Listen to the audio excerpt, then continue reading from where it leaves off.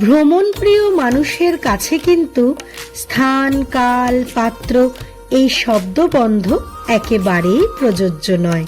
কারণ একবার প্রকৃতি ডাক দিলে কেউই এই স্থান, কাল, পাত্রের অপেক্ষাই করে না। ব্যাগপত্তর গুছিয়েই পাড়ি দেন অজানার সফরে। বাঙালিদের পাহাড় প্রিয় নাকি সমুদ্র না জঙ্গল, এই চাপান উত্তর কিন্তু চিরন্তন। কিন্তু যারা ঘুরতে ভালোবাসেন তাদের কাছে ভ্রমণের এই তিনটি অঙ্গই যেন ব্রহ্মা, বিষ্ণু, মহেশ্বরের অস্তিত্ব সম, যে যার নিজের জায়গায় স্বতন্ত্র এবং শ্রেষ্ঠ। এবার আমরা বেছে নিলাম পাহাড়, তাই আমাদের গন্তব্য মেঘ বালিকার রাজ্য মেঘালয়। বিকেল 4:05 সরাইঘাট এক্সপ্রেস হাওড়া থেকে গৌহাটি পৌঁছে দিল পরদিন সকাল 9:45।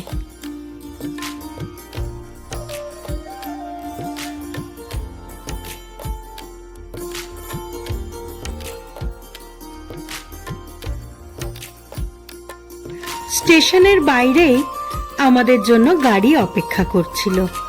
আমরা যাব শিলং।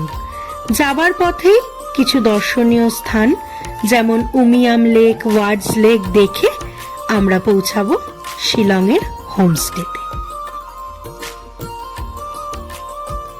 শিলং হলো মেঘালয়ের রাজধানী, যা স্কটল্যান্ড অফ দ্য ইস্ট নামেও পরিচিত।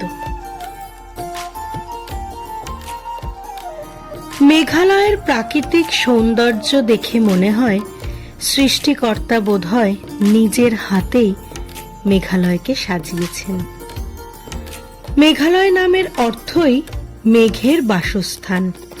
ভারতের উত্তর পূর্বাঞ্চলের এই রাজ্য তার মনোরম পাহাড়, ঝর্ণা, গুহা এবং আদিবাসী সংস্কৃতির জন্য বিখ্যাত। শিলংয়ের কোলাহলপূর্ণ শহর থেকে শুরু করে মাউলিলংয়ের পরিচ্ছন্ন গ্রাম, চেরাপুঞ্জির রোমাঞ্চকর ঝর্ণা এবং দাওকি নদীর স্বচ্ছ জল মেঘালয়ের প্রকৃতিপ্রেমী ও অ্যাডভেঞ্চার প্রেমীদের জন্য আদর্শ গন্তব্য। আমাদের প্রথম দর্শনীয় স্থান উমিয়াম লেক।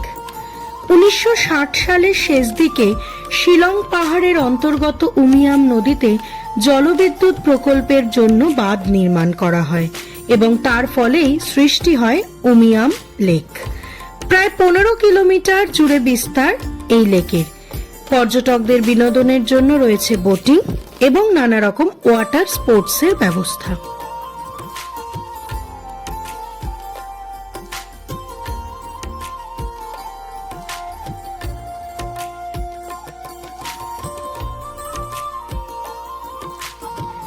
আমাদের দ্বিতীয় দর্শনীয় স্থান ওয়ার্ডস লেক। 19বিংশ শতাব্দীর শেষ দিকে আসামের তৎকালীন প্রধান কমিশনার স্টার উইলিয়াম ওয়ার্ড একটি হ্রদ নির্মাণের পরিকল্পনা করেন। 1894 সালে কর্নেল হপকিন্স এই পরিকল্পনার বাস্তবায়ন ঘটান। নির্মিত হয় ওয়ার্ডস লেক, যা শিলংয়ের অন্যতম মুগ্ধতার কেন্দ্রভূমি। জলজ যাপন ছাড়াও এই লেকের চারিধারে প্রাকৃতিক সৌন্দর্যের মায়ায় আপনি আবদ্ধ হয়ে উঠবেন এক নিমেষেই।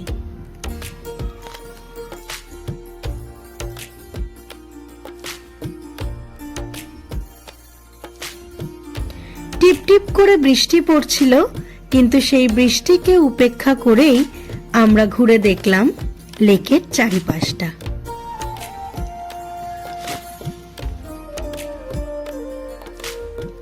মেঘের কোলে রোদ এসেছে, বাদল গেছে টুটি, আহা হা হা হা। মেঘের কোলে রোদ এসেছে, বাদল গেছে টুটি, আহা হা হা হা। আজ আমাদের ছুটি ও ভাই, আজ আমাদের ছুটি, আহা হা হা হা। মেঘের কোলে রোদ এসেছে, বাদল গেছে টুটে, আহা হা হা হা।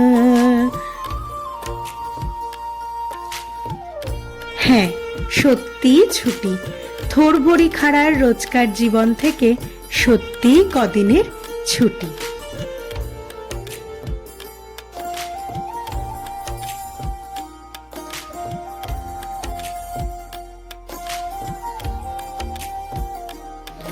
সাইট সিন করে আমরা পৌঁছালাম শিলংয়ের হোমস্টে টিম্বার উলফসে। এবার চলুন হোমস্টের রুমগুলো একটু ঘুরে দেখি। শিলংয়ে এলে মূলত পুলিশ বাজারের দিকে সবাই থাকে, কিন্তু আমরা শহরের কোলাহল পেরিয়ে একটু একান্তে সময় কাটাতেই চেয়েছিলাম, তাই বেছে নিয়েছিলাম একটু অফবিট এরিয়ায়। বিকেলে বিশেষ কিছু করার ছিল না, সবাই মিলে একটু লুডো খেলে সময় কাটালাম।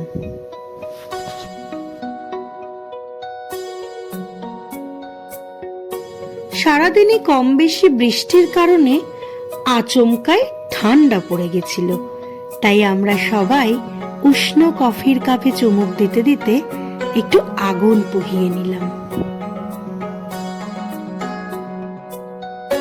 পরদিন সকালেই আমরা সকলে মিলে বেরিয়ে পড়লাম নতুন কিছু ঠিকানার সন্ধানে। আমরা কোথায় যাচ্ছি, কি দেখছি জানতে হলে সঙ্গে থাকুন। ফিরে আসবো মেঘালয়ের পার্ট 2 ব্লগ নিয়ে। ভালো থাকবেন, সুস্থ থাকবেন, টাটা।